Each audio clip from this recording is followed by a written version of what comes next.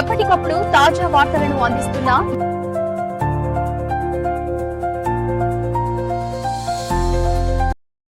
శ్రీరంగం శ్రీనివాసరావు గారికి వచ్చినంత పేరు అలిశెట్టి ప్రభాకర్ గారికి రావాలి.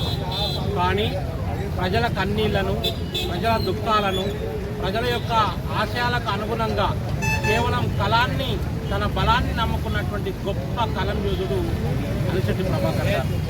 అటువంటి వ్యక్తి వాస్తవిక కవిగా సమాజాన్ని చైతన్యపరిచేటువంటి వ్యక్తి. ఒక మాట చెప్పాలంటే, తాను పండై తను ఒక కుండై అనేటువంటి ఒక పదాన్ని ఎంత అద్భుతంగా, అంటే కేవలం పైసల కోసం తనవును తాకట్టు పెట్టేటువంటి ప్రజల కన్నిటిని కూడా తన అక్షరాలను ఆయుధాలుగా చేసుకొని చైతన్యవంతం చేసినటువంటి గొప్ప కవి అలిశెట్టి ప్రభాకర్ గారని మనం చెప్పుకోవచ్చు.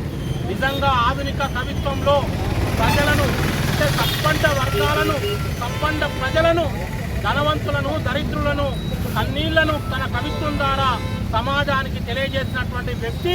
అనతి కాలంలోనే, జీవించిన కొద్ది కాలంలోనే సమాజానికి అంకితమై తన కళాన్ని ఉపయోగించినటువంటి గొప్ప కళాయోధుడుగా అలిశెట్టి ప్రభాకర్ గారు చెప్తారు.